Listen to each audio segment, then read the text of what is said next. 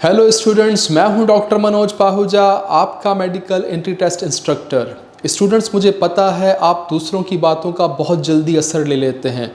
आपके दोस्त, आपके ख़ानदान वाले, आपके रिश्तेदार, आपके कज़न्स वो आपको डिग्रेड करते रहते हैं, डीमोटिवेट करते रहते हैं, ताने देते रहते हैं, आपको फेलियर कह के पुकारते हैं और आप उनकी बातों में आ भी जाते हैं।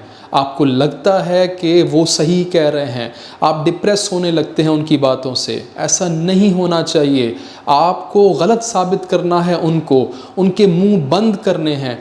और ऐसा आप तभी कर सकते हैं जब आप इस वक्त को यूटिलाइज़ करें, इन कुछ महीनों को यूटिलाइज़ करें। इनमें आप ज़बरदस्त तरीके से टेक्स्ट भी पढ़ें, अच्छे तरीके से MCQs की तैयारी भी करें, अपने आप के साथ सिंसियर हो जाएं।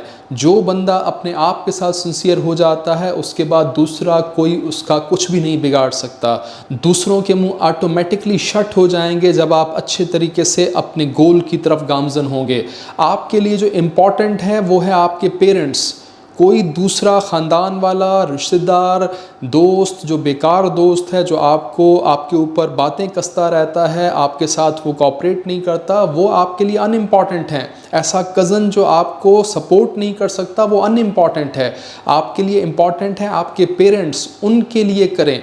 अगर आप उनको ऊपर ले जाना चाहते हैं, उनकी इज़्ज़त में इजाफा करना चाहते हैं तो यही वक्त है। इस कीमती वक्त को यूटिलाइज़ करें, अच्छे तरीके से MCQs की प्रैक्टिस करें ताकि आप सीट ले सकें। आइए इसी नोट पर हम आज के क्वेश्चन को क्रैक कर लेते हैं। Pick out the wrong statement. इन ऑप्शंस में से गलत स्टेटमेंट को आपने चूज करना है या क्रैक करना है। तो वन बाय वन सारे ऑप्शंस को पढ़ लेते हैं। ऑप्शन ए है अमाइनो एसिड्स आर सब्स्टिट्यूटेड मीथेन्स। क्या अमाइनो एसिड और मीथेन्स के दरमियान कोई ताल्लुक है? क्या कोई ऐसा रिलेशनशिप है जिससे हम ये अंदाज़ा लगा सकें कि मीथेन में जो 4 हाइड्रोजन एटम्स होते हैं अगर उनको रिप्लेस किया जाए पर्टिकुलर ग्रुप से तो क्या अमाइनो एसिड बन सकता है? इस रिलेशनशिप को स्टडी करने के लिए हम देख लेते हैं सबसे पहले मीथेन के स्ट्रक्चर को। ये आपके सामने मीथेन का स्ट्रक्चर है। कार्बन के साथ 4 हाइड्रोजन कनेक्टेड हैं। अगर मैं इस पहले हाइड्रोजन को रिमूव करके यहाँ पे कार्बोक्सिलिक एसिडिक ग्रुप लगा दूं और इस दूसरे हाइड्रोजन को रिमूव करके यहाँ पे मैं अमाइनो ग्रुप लगा दूं और इस हाइड्रोजन को रिमूव करके कोई दूसरा वेरिएबल ग्रुप लगा दूं, तो इसका मतलब ये है कि ये अमाइनो एसिड का स्ट्रक्चर बन चुका है। तो हम बिल्कुल सही समझ रहे हैं कि मीथेन से डेरिवेशन मुमकिन है अमाइनो एसिड्स की। करना क्या होगा, हाइड्रोजन को निकाल के पर्टिकुलर ग्रुप्स को यहाँ अटैच करना होगा। तो ये जो स्टेटमेंट लिखी हुई है ये बिल्कुल सही स्टेटमेंट है। Amino acids are substituted methanes. Substitute कर दिया आपने, हाइड्रोजन को हटा के कोई और चीज़ लगा दी, तो ये स्टेटमेंट बिल्कुल एक्यूरेट है। लेकिन हमसे क्वेश्चन की जो डिमांड थी वो रॉन्ग स्टेटमेंट को मार्क करना था, तो हम ये वाली स्टेटमेंट चूज़ नहीं कर सकते बिकॉज ये करेक्ट स्टेटमेंट है। तो इसको मैं हटा रहा हूँ कि ये नहीं हो सकता। दूसरा ऑप्शन है glycerol is a try hydroxy propane.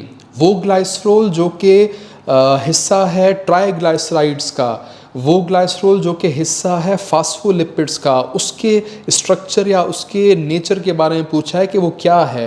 तो अकॉर्डिंग टू स्टेटमेंट ग्लाइसरोल है ट्राई हाइड्रोक्सी प्रोपेन। चेक कर लेते हैं क्या ऐसी बात है। ट्राई हाइड्रोक्सी का मतलब इसके पास 3 हाइड्रोक्साइल ग्रुप्स होने चाहिए और प्रोपेन का मतलब इसके पास 3 कार्बन की चेन होनी चाहिए। तो चेक कर लेते हैं इसे।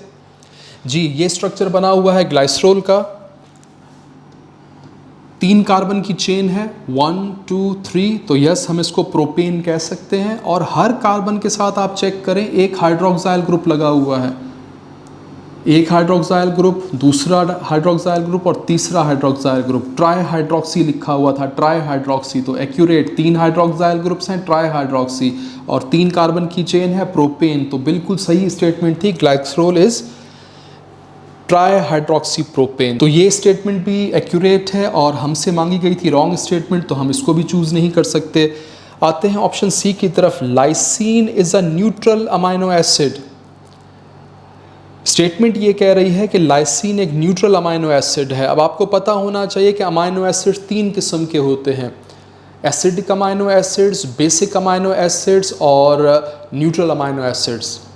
एसिडिक अमाइनो एसिड्स वो होते हैं जिनमें एक से ज़्यादा कार्बोक्सिलिक एसिडिक ग्रुप हों। बेसिक अमाइनो एसिड वो होते हैं जिनमें एक से ज़्यादा अमाइनो ग्रुप हों, और न्यूट्रल वो होते हैं जिनमें जितने कार्बोक्सिलिक एसिडिक ग्रुप हैं उतने ही बेसिक ग्रुप अमाइनो ग्रुप मौजूद हों, तब आप उसे न्यूट्रल कह सकते हैं। तो क्या लाइसीन एक न्यूट्रल अमाइनो एसिड है? क्या इसके पास जितने कार्बोक्सिलिक एसिडिक ग्रुप्स हैं उतने ही अमाइनो बेसिक ग्रुप्स हैं? तो वो चेक कर लेते हैं इसके स्ट्रक्चर को देख के। जी, ये स्ट्रक्चर है लाइसीन का। अब आप यहाँ पे नोट कर लें, यहाँ एक कार्बोक्सिलिक एसिडिक ग्रुप लगा हुआ है और एक अमाइनो ग्रुप है। अगर ऐसा होता कि एक अमाइनो ग्रुप है और एक एसिडिक ग्रुप है तो ये एक दूसरे को न्यूट्रलाइज कर देते और ये न्यूट्रल होता, लेकिन गौर कीजिएगा यहाँ कहीं पर नीचे चेन में एक और अमाइनो ग्रुप लगा हुआ है, तो इसका मतलब इसके पास दो अमाइनो ग्रुप हो गए। तो जो रेशो बन रहा है 2 amino groups versus 1 carboxylic acidic group. अब ऐसी सूरत में जो अमाइनो ग्रुप है उसका पलड़ा भारी है। अमाइनो ग्रुप बेसिक नेचर का होता है, ज़्यादा क्वांटिटी में प्रेजेंट है, तो इसकी वजह से जो लाइसीन है वो बेसिक अमाइनो एसिड कंसीडर किया जाएगा, न्यूट्रल नहीं। जो हमारी स्टेटमेंट कह रही थी वो ये थी कि लाइसीन एक न्यूट्रल अमाइनो एसिड है, लेकिन जो हमने स्ट्रक्चर से समझा इसके पास एक कार्बोक्सिलिक एसिडिक ग्रुप है और 2 अमाइनो ग्रुप है, तो 2 अमाइनो ग्रुप होने से इसका बेसिक नेचर सामने आएगा, इसलिए लाइसीन बेसिक होता है, न्यूट्रल नहीं होता। तो ऑप्शन सी जो है हमारा ये रॉन्ग स्टेटमेंट है और हमने रॉन्ग को ही चूज़ करना था। मैंने यहाँ पे टिक मार्क ज़रूर लगाया है, लेकिन टिक मार्क इसलिए लगाया क्योंकि यही हमारे क्वेश्चन की डिमांड थी। अदरवाइज स्टेटमेंट ये वाली गलत लिखी हुई है, lysine is neutral amino acid. No, neutral नहीं होता, बेसिक अमाइनो एसिड होता है, लेकिन मैं इसको इस तरह से मार्क नहीं करूँगा। ये हमारा करेक्ट ऑप्शन हो सकता है। फिर भी आगे चेक कर लेते हैं। ऑप्शन डी देख लेते हैं, लेसिथिन इज़ अ फास्फोलिपिड।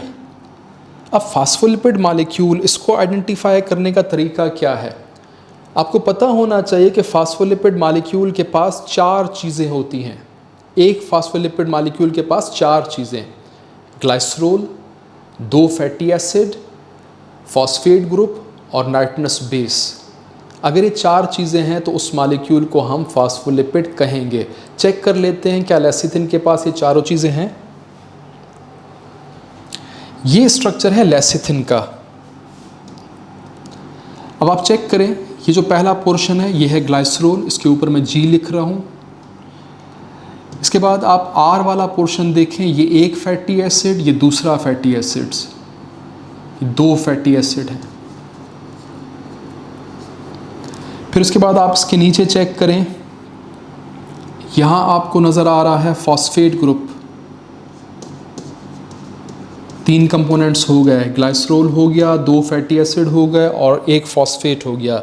इसके बाद आप चौथी चीज़ देख लें, चौथी चीज़ है ये नाइट्रस बेस का पोर्शन। यहाँ नाइट्रोजन भी अटैच्ड है, नाइट्रोजनस बेस, और ये बेस अगर कोलिन है या फिर ऐसे कह लें कि लेसिथिन है। देखिए पूरा नाम लिखा हुआ है, phosphatidyl choline which is also called lecithin, जो कि कंपोनेंट है सेल मेम्ब्रेन का। हमारी सेल मेम्ब्रेन्स में ये प्रेजेंट होता है और हम इसे कह सकते हैं कि ये बिल्कुल सही स्टेटमेंट लिखी हुई है लेसिथिन, क्योंकि 4 कंपोनेंट जो फास्फोलिपिड के होते हैं वो वेरीफाई हो रहे हैं, glycerol, fatty acids, phosphate and nitrous base. तो ये स्टेटमेंट जो ऑप्शन डी है ये करेक्ट स्टेटमेंट है, लेकिन हमारी क्वेश्चन की डिमांड थी कि हमने रॉन्ग को मार्क करना था, तो ये हमारा ऑप्शन नहीं हो सकता क्योंकि ये करेक्ट ऑप्शन है। फिर ऑप्शन ई देख लें, एडिनोसिन इज़ अ न्यूक्लियोसाइड। गौर कीजिएगा स्टेटमेंट, न्यूक्लियोटाइड नहीं लिखा, न्यूक्लियोसाइड लिखा हुआ है। न्यूक्लियोसाइड के पास 2 चीज़ें होती हैं, एक होता है उसमें शुगर कंपोनेंट और दूसरा होता है उसमें बेस कंपोनेंट। तो इसके स्ट्रक्चर को भी चेक कर लेते हैं।